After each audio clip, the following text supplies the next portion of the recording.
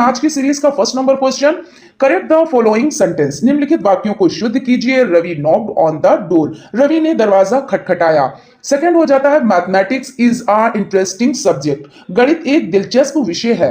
अब इसमें हम इसको सही करते हैं। देखिए Ravi knocked at the door, यहां पे ऑन द डोर है, ऑन द डोर ना होकर एट द डोर होगा।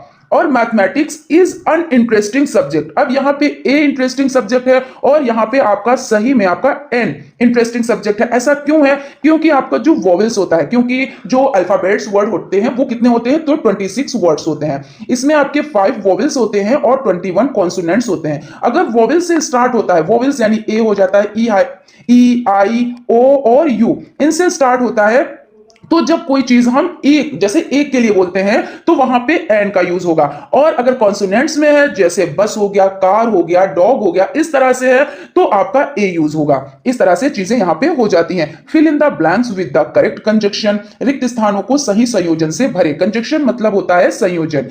ही is so poor dash dash he can not buy books. क्या है? वो बहुत गरीब है, वो डैश डैश किताबें नहीं खरीद सकता। आई was sleeping dash dash he come here. मैं सो रहा था, वो यहां आया। अब इसमें फिलअप करना है। He so poor that he can not buy books. वो इतना गरीब है कि वो किताबें नहीं खरीद सकता। इतना गरीब है यानी that he can not buy books, यानी he is so poor that he can not buy books. I was sleeping when he come here. When he come here यानी कि जब वो यहां आया तो मैं सो रहा था। जब वो यहां आया, जब के लिए वेन का यूज करेंगे, इसलिए जहां पे आपकी खाली जगह है वहां पे आप वेन का यूज करेंगे। उसके बाद आपका हो जाता है राइट वन वर्ड। अब आपको वन वर्ड में लिखना है। जैसे हिंदी में आते हैं एक, जैसे कि एक शब्द में लिखना होता है। जो ईश्वर में विश्वास रखे उसको एक वर्ड में क्या कहते हैं, जो ईश्वर में विश्वास ना रखे उसको एक वर्ड में क्या कहते हैं। इसी तरह आपका इंग्लिश में भी हो जाता है। तो समझ लेते हैं। A person who believes that there is no God. ऐसा व्यक्ति जो मानता है कि कोई ईश्वर नहीं है, यानी ईश्वर में विश्वास नहीं करता, उसको क्या कहते हैं? एक वर्ड में आपको बताना है। The can be believed. तो इसमें क्या कह रहे हैं? इस पर विश्वास किया जा सकता है, यानी जो विश्वास के पात्र है, जिस पे विश्वास किया जा सकता है, उसे एक वर्ड में क्या कहते हैं? तो सबसे पहले समझ लेते हैं। Person who believes that there is no God, यानी जो ईश्वर में विश्वास नहीं रखता है उसको क्या कहते हैं? तो एथिस्ट कहते हैं, यानी कि नास्तिक कहते हैं। और दैट कैन बी बिलीव्ड यानी जो विश्वास के पात्र है, विश्वसनीय है, उसे क्या कहते हैं? तो क्रेडिबल कहते हैं। इस तरह से हो जाता है। और आप लोग सभी लोग परिचित हैं कि इस तरह के क्वेश्चन आप लोगों के डीएलएस सेकंड सेमेस्टर में भी आए थे कि वन वर्ड आपको लिखना है, वन वर्ड में आपको लिखना है। तो इसी तरह से आपके ये क्वेश्चंस आते हैं। Fill in the blanks with appropriate word. यहां पे कह रहे हैं रिक्त स्थानों को उचित शब्दों से भरिए। Don't beat dash dash the bush. मत मारो डैश डैश झाड़ियां। We should pay attention dash dash the advice of the teachers. हमें ध्यान देना चाहिए शिक्षकों की सलाह पर। Don't beat around the Bush.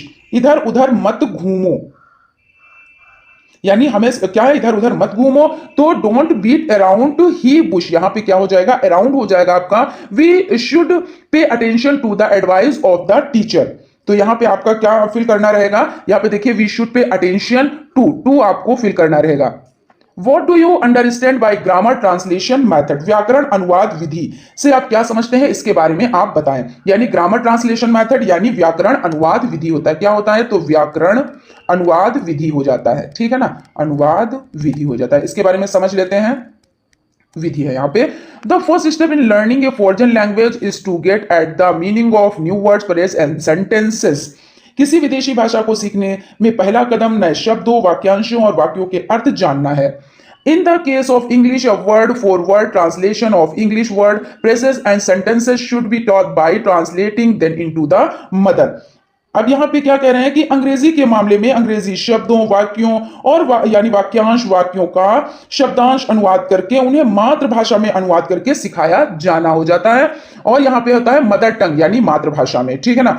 It has been felt by the proponents of this method that the vocabulary and phraseology of the foreign languages could be best interpreted by translating its meaning into the mother tongue. इस पद्धति के प्रवर्तकों द्वारा यह महसूस किया गया है कि किसी विदेशी भाषा की शब्दावली और पदावली की सबसे अच्छी व्याख्या उसके अर्थ को मातृभाषा में अनुवाद करके की जा सकती है। This method is based on this assumption that translation interprets foreign phraseology in the best manner. यह पद्धति इस धारणा पर आधारित है कि अनुवाद विदेशी पदावली की सर्वोत्तम ढंग से व्याख्या करता है। In the process of interpreting in the forge and phraseology in exempted, ये आपको हो जाता है व्याख्या की प्रक्रिया में विदेशी पदावली को आत्मसात कर लिया जाता है। The structure contrasted with that the mother tongue, किसी विदेशी भाषा की संरचना को सबसे अच्छी तरह तभी सीखा जा सकता है जब उसकी तुलना मातृभाषा से की जाए। Hence the followers of this method land much emphasis on the learning of the meaning so that the vocabulary may be enriched, अर्थ सीखने पर अधिक जोर दिया ताकि शब्दावली समृद्ध हो सके। They also placed much emphasis of learning the rules and principle of grammar until the grammar of the mother tongue in mastered, उन्होंने मातृभाषा के व्याकरण में महारत हासिल होने तक व्याकरण के नियमों और सिद्धांतों को सीखने पर भी बहुत जोर दिया। What are the main characteristics of grammar translation method? व्याकरण अनुवाद पद्धति की प्रमुख विशेषताएं क्या हैं? समझ लेते हैं इसको। The major characteristics of the grammar translation method are, उत्तर में ये हो जाता है व्याकरण अनुवाद पद्धति की बहुत सारी विशेषताएं हैं जिनको हम इस तरह समझ सकते हैं। The main purpose of the grammar translation method is to learn and language in order to read its literature to benefit from mental discipline and intellectual improvement. व्याकरण अनुवाद पद्धति का मुख्य उद्देश्य मानसिक अनुशासन और बौद्धिक सुधार से लाभ पाने के लिए किसी भाषा को सीखना, उनके साहित्य को पढ़ना है। जहां हो जाता है, जहां तक पढ़ने लिखने और लिखने के कौशल का सवाल है तो कौशल सुनने और बोलने से अधिक केंद्रित होता है। जब हम क्या करते हैं, चीजों को बोलते हैं, सुनते हैं, तो हम क्या करते हैं, अच्छे से उस चीज को समझ पाते हैं। एज, यहां पे समझ लेते हैं, as far as skill are contract reading and writing skill are more focused than listening and speaking. Grammar translation method tests vocabulary from reading tests. The teacher teaches talk translation, memorization, and dictionary study. It's choose the sentence as the basic part of teaching and the language practice as well as it focus on the accuracy of grammar and translation. In grammar translation method, teachers teach the grammar rules then given emphasis. यह हो जाता है व्याकरण और अनुवाद की सटीकता पर केंद्रित है। व्याकरण अनुवाद विधि में शिक्षक व्याकरण के नियमों को पढ़ाते हैं, फिर उदाहरण दिए जाते हैं। शिक्षक लक्षित भाषा के कम सक्रिय उपयोग के साथ मातृभाषा में पढ़ाते हैं। शिक्षक और शिक्षार्थी ज्ञान की पारंपरिक भूमिकाएं बनाए रखते हैं, ट्रांसमीटर और ज्ञान रिसीवर। इस तरह से आपका हो जाता है। क्वेश्चन की तरफ चलते हैं। अभी 2 पॉइंट्स और आपके रह गए, इनको भी देख लें। Teacher teach in the mother tongue with the little act to use the target language. Teacher and learners maintain traditional rules of knowledge transmitter and knowledge receiver. देखिए यहीं पे हो गया आपका शिक्षक और शिक्षार्थी ज्ञान की पारस्परिक भूमिकाएं बनाते हैं और ट्रांसमीटर और ज्ञान receiver. What do you mean by direct method? प्रत्यक्ष विधि से आपका क्या तात्पर्य? डायरेक्ट मेथड मतलब क्या होता है? प्रत्यक्ष विधि। It is method the first thing which get importance is speech not reading. इस पद्धति में सबसे पहली चीज जिसे महत्व मिलता है वो है वाचन, पढ़ना नहीं। This emphasize is based on the principle that fluency is learning and facility is writing follow fluency in speech. यह जोर इस सिद्धांत पर आधारित है कि सीखने में प्रवाह और लिखने में सुविधा के बाद भाषण में प्रवाह आता है। So learning to speak a language is always by far the shortest route the learning and the right. In this way we may say that the objective of, यहां पे हो जाता है किसी भाषा को बोलना, सीखना हमेशा सीखने और लिखने का सबसे छोटा रास्ता होता है। इस प्रकार हम कह सकते हैं कि इसका उद्देश्य, the direct method is to teach language directly so that a direct bond may be established. प्रत्यक्ष विधि भाषा को सीधे पढ़ाना है ताकि एक सीधा संबंध स्थापित हो सके। The next important thing is the method is so minimize the use of the mother tongue since is a prism that is used hinders the direct contact of the learners with English options different however of the use of the mother tongue and is extends some attend for its total banishment while others allow its use to some extent. For instance, mention and Patel say translation in any shape of or form is banished from the classroom including the use of mother tongue and the bilingual dictionary हो जाता है। इस पद्धति में अगली महत्वपूर्ण बात भाषा के उपयोग को कम करना है क्योंकि यह माना जाता है कि इसका उपयोग सीखने वाले के अंग्रेजी के साथ सीधे संपर्क में बाधा डालता है। हालांकि मातृभाषा के उपयोग और इसकी सीमा पर राय अलग अलग है। कुछ इसके पूर्ण उन्मूलन के पक्ष में है जबकि अन्य कुछ हद तक इसके उपयोग की अनुमति देते हैं। उदाहरण के लिए मेंसन और पटेल कहते हैं मातृभाषा और द्विभाषी शब्दकोश सहित किसी भी आकार या रूप में अनुवाद को कक्षा से गायब कर दिया गया है। क्वेश्चन देख लेते हैं। Discuss the merits and demerits of direct method. प्रत्यक्ष विधि के गुण एवं दोषों की चर्चा कीजिए। मेरिट्स मतलब क्या होता है? गुण। डिमेरिट्स मतलब होता है दोष। किसी चीज में अगर गुण होते हैं तो उसमें दोष भी अवश्य ही होते हैं, क्योंकि कहते हैं किसी में अच्छाई होती है तो बुराई भी जरूर होती है, और बुराई होती है तो उसमें अच्छाई भी जरूर होती है।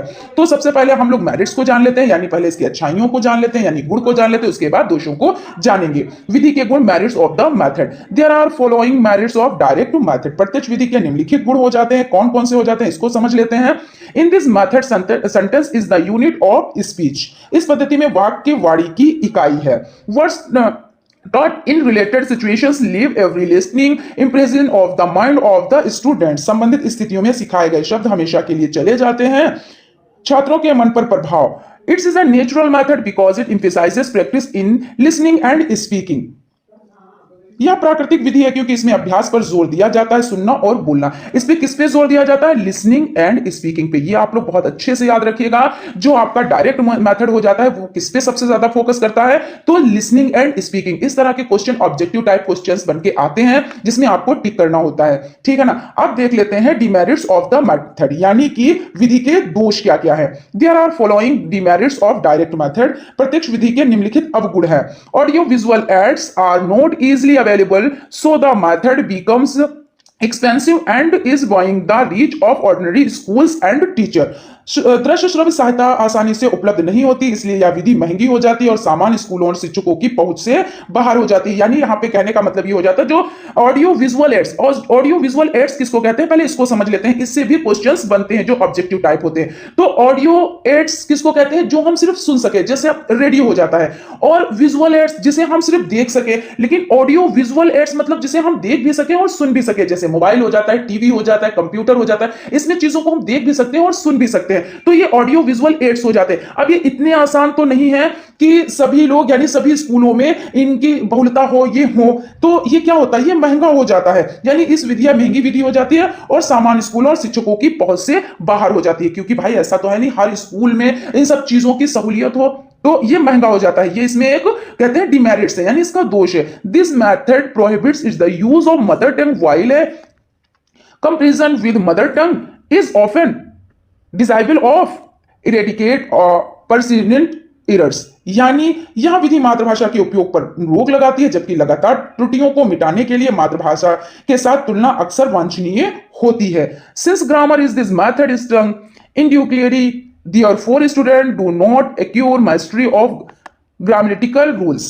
यानी चूंकि इस पद्धति में व्याकरण आज्ञात्मक रूप से पढ़ाया जाता है, इसलिए छात्र व्याकरण संबंधी नियमों में महारत हासिल नहीं कर पाते हैं। इसमें यह चीज हो जाती है। तो हम लोगों ने क्या जाना? इसके मेरिट्स भी जान लिया, डिमेरिट्स भी जान लिया, यानी इसके गुणों को भी जान लिया और दोषों को भी जान लिया। आप लोगों के लिए मोस्ट इंपॉर्टेंट हो जाता है, इसलिए आप लोग इसको बहुत अच्छे से ध्यान में रखिएगा और इसको याद कर लीजिए।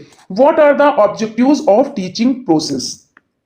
गद्य पढ़ने के उद्देश्य क्या है?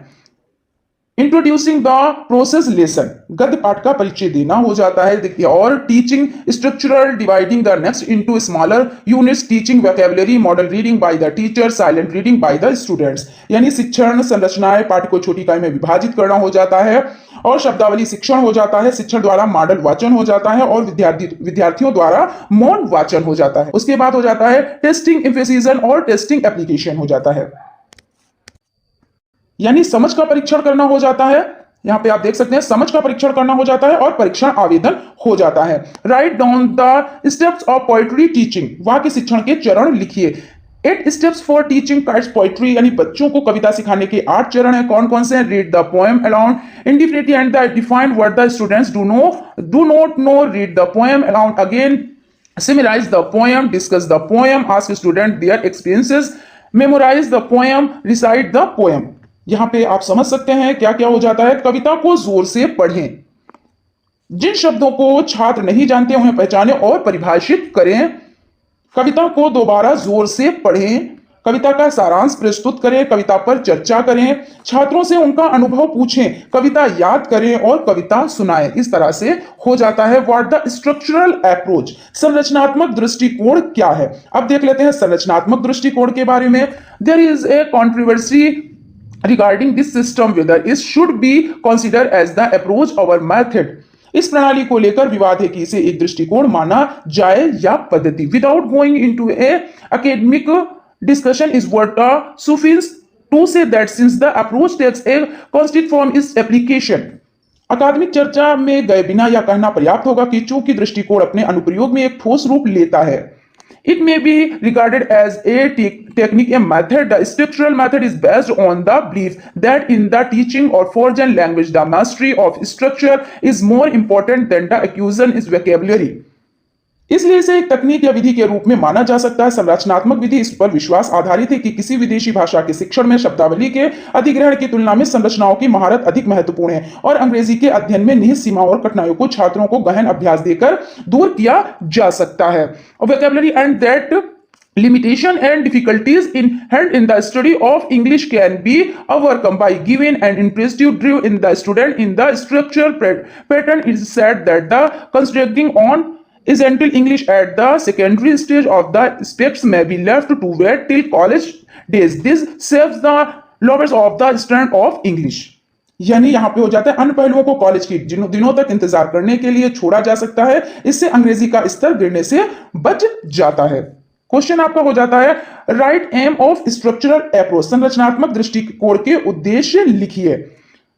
Objectives of structural approach. संरचनात्मक दृष्टिकोण के उद्देश्य. To enable the learners to attain mastery over and essential vocabulary of about 3000 root word of active use. शिक्षार्थियों को सक्रिय उपयोग के लिए लगभग 3000 मूल शब्दों की आवश्यक शब्दावली पर महारत हासिल करने में सक्षम बनाना.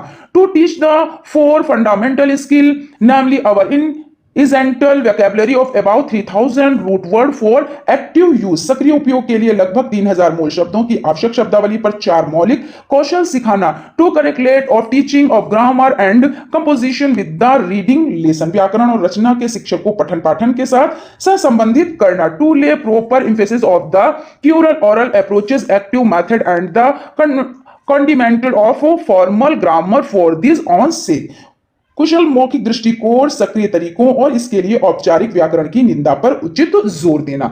ये यहां पे हो जाता है. आप क्वेश्चन की तरफ चलते हैं. क्वेश्चन देख लेते हैं. Deduce the communicative approach. संचारी दृष्टिकोण का निष्कर्ष निकालें. Communicative approach. The communicative approach is a learner-centered approach. In that approach, everything from fluency of saying something, accuracy and appropriations are equally important. And an effective user of language needs to produce grammatically well-formed sentence. But he should also have the ability to select, mix and use the sentence appropriately, keeping in view the social context. यानी संचारी दृष्टिकोण एक विद्यार्थी केंद्रित दृष्टिकोण है. इस दृष्टिकोण में कुछ कहने की परवाह से लेकर सटीकता और उपयुक्तता तक सब कुछ समान रूप से महत्वपूर्ण है और भाषा के एक प्रभावी उपयोगकर्ता को व्याकरणिक रूप से सुगठित वाक्य बनाने की आवश्यकता होती है, लेकिन उसमें सामाजिक संदर्भ को ध्यान में रखते हुए वाक्यों का चयन, मिश्रण और उचित प्रयोग करने की क्षमता भी होनी चाहिए. क्वेश्चन की तरफ चलते हैं. Explain the key elements of communicative approach. संचारी दृष्टिकोण के प्रमुख तत्वों की व्याख्या कीजिए. डिवाइड नूनन लिस्टनिंग 5 की elements to the communicative approach. David Nunan ने संचार दृष्टिकोण के 5 प्रमुख तत्वों को सूचीबद्ध किया है. फर्स्ट नंबर पे आपका हो जाता है an emphasize in learning to communicative through interaction in the target language. लक्ष्य भाषा में बातचीत के माध्यम से संवाद करना सीखने पर जोर. The introduction of arithmetic text into the learning situation. सीखने की स्थिति में प्रमाणिक ग्रंथों का परिचय. थर्ड नंबर पे आपका हो जाता है the provision of opportunities of learning of focus not only on the language but also on the learning process itself. शिक्षार्थी को न केवल भाषा पर बल्कि सीखने की प्रक्रिया पर भी ध्यान केंद्रित करने का अवसरों का प्रावधान. And enhancement of the learners on personal experience as important contributing elements of classroom learning.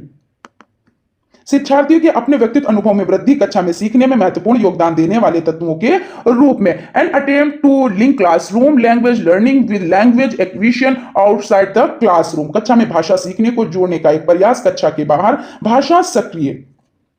इस तरह से आपका हो जाता है संचारी के. अब यहां पे देख लेते हैं. नेक्स्ट क्वेश्चन आपका हो जाता है describe the merits and demerits of communicative approach. यानी संचारी के गुण एवं दोषों का वर्णन कीजिए. इसके गुण और दोषों के बारे में जान लेते हैं. यानी मेरिट्स मतलब क्या होता है, गुण होते हैं, और डिमेरिट्स मतलब क्या होते हैं, दोष होते हैं. तो सबसे पहले हम लोग किसको जानेंगे, मेरिट्स ऑफ कम्युनिकेटिव अप्रोच, यानी संचारी जो होता है उसके गुणों को जानेंगे. द इंप्रूव दियर प्रोनेक्शंस यानी वे अपना उच्चारण सुधारते हैं। Students get more language practice because nobody feels inhibited by grammatical rules and definitions. छात्रों को अधिक भाषा अभ्यास मिलता है क्योंकि कोई भी व्याकरणिक नियमों और परिभाषाओं से झिझक महसूस नहीं करता है। Due to street on converting emotion ideas and thought they acquire fluency and accuracy. भावनाओं, विचारों और विचारों को संप्रेषित करने पर जोर देने के कारण उनमें प्रभाव और सटीकता आ जाती है। अब डिमेरिट्स ऑफ कम्युनिकेटिव अप्रोच को देख लेते हैं, यानी इसके दोषों को जान लेते हैं। It requires effort on the part of the teacher who could help the students to participate in such contract over convergence. इसके लिए शिक्षक को और से विशिष्ट प्रयास की आवश्यकता होती है जो छात्रों को ऐसी प्रतियोगिता या बातचीत में भाग लेने में मदद कर सकें। Dental classroom technique interesting the textual lesson and communicative texts have got to be evolved for the benefits of the teacher of English। अंग्रेजी के सभी शिक्षकों के लाभ के लिए पाठों और संचार कार्यों को एकत्रित करने वाली विस्तृत कक्षा तकनीक विकसित की जानी चाहिए। तो इस तरह से आपका हो जाता है। थोड़ा सा और बचा है, एक पॉइंट ये भी देख लेते हैं। The main problem of our crowded classroom and unwieldy benches make group work and face-to-face decisions very difficult to organize। हमारी भीड़ भाड़ वाली कक्षाओं और बोझिल बेंचों की मुख्य समस्या समूह कार्य और आमने सामने चर्चा को व्यवस्थित करना कठिन बना देती है। Explain the formats of good lesson plan, यानी अच्छी पाठ योजना के प्रारूप समझाइए। The popular formats are the following. लोकप्रिय प्रारूप निम्नलिखित हो जाते हैं। हर्बर्टसन अप्रोच यानी हर्बर्टियन दृष्टिकोण हो जाता है। मॉरिसन का हो जाता है यानी मॉरिसन अप्रोच और यूनिट अप्रोचेस हो जाता है। इवोल्यूशन अप्रोच और ब्लूम्स अप्रोच यानी मूल्यांकन दृष्टिकोण या ब्लूम का दृष्टिकोण हो जाता है। RCEM अप्रोच ये दृष्टिकोण हो जाता है। 5th नंबर पर हो जाता है NCERT और इलेक्ट्रिक अप्रोच यानी NCERT या इलेक्ट्रिक दृष्टिकोण हो जाता है। Name the advantage of lesson plan यानी पाठ योजना के लाभ बताएं। अब देख लेते हैं एडवांटेज ऑफ लेसन प्लान। पाठ योजना के लाभ है, 1st नंबर पर हो जाता है the teacher puts equal emphasis of different parts of the plan which reduces of possibility of our emphasis of in ignoring a particular aspect of lesson। यानी शिक्षक योजना के विभिन्न भागों पर समान जोर देता है जिससे पाठ के किसी विशेष पहलू पर अधिक जोर देने या उसकी अनदेखी करने की संभावना कम हो जाती है। सेकंड हो जाता है the teacher becomes confident self reliance and successful in achieving the AIIMS. शिक्षक आत्मविश्वासी, आत्मनिर्भर एवं लक्ष्य प्राप्ति में सफल होता है। क्वेश्चन आपका हो जाता है combine the following sentences into compound sentences, यानी निम्नलिखित वाक्यों को मिश्र वाक्य में संयोजित करें। ही was marked absent, he was turn out of the class. उन्हें अनुपस्थिति अंकित कर दिया, उसे क्लास से बाहर कर दिया गया। अब उसका आंसर जैसे देख लेते हैं, इसमें चेंज कैसे होता है। He was marked absent as well as turn out of the class, यानी उन्हें अनुपस्थिति घोषित करने के साथ ही कक्षा से बाहर कर दिया गया। और यानी अथवा he was not only marked absent but also turn out of the class, यानी उसे न केवल अनुपस्थिति दर्शाया गया बल्कि बाहर भी कर दिया गया। Combine the following sentences into A compound sentence, निम्नलिखित वाक्यों को मिलाकर एक मिश्र वाक्य बनाए। कंपाउंड सेंटेंस यानी मिश्र वाक्य बनाना है। We went to Calcutta last year, he stayed there for 2 days। ये कैसे इसको कंबाइन करेंगे, यानी कंपाउंड सेंटेंस में इसको परिवर्तित यानी चेंज कैसे करेंगे। We went to Calcutta last year and stayed there for 2 days, यानी हम पिछले साल कलकत्ता गए थे और वहां 2 दिन रुके थे। Combine the following simple sentence into compound sentence, निम्नलिखित सरल वाक्यों को मिश्र वाक्य में संयोजित करें। अब देखिए यहां पे ऐसे भी आ सकता है कि जो सरल वाक्य हैं उनको मिश्र वाक्य में संयोजित करें। He is poor, he is honest है। He is poor, he is honest यानी वह गरीब है फिर भी ईमानदार है। अब गरीबी से और ईमानदारी में बड़ा फर्क होता है। जो गरीब होता है तो क्या वो ईमानदार नहीं होता, या जो अमीर है वो सारे ईमानदार ही है, ऐसा नहीं है। अमीरी अलग चीज होती है और गरीबी अलग चीज होती है और ईमानदारी अलग चीज होती है, ठीक है ना।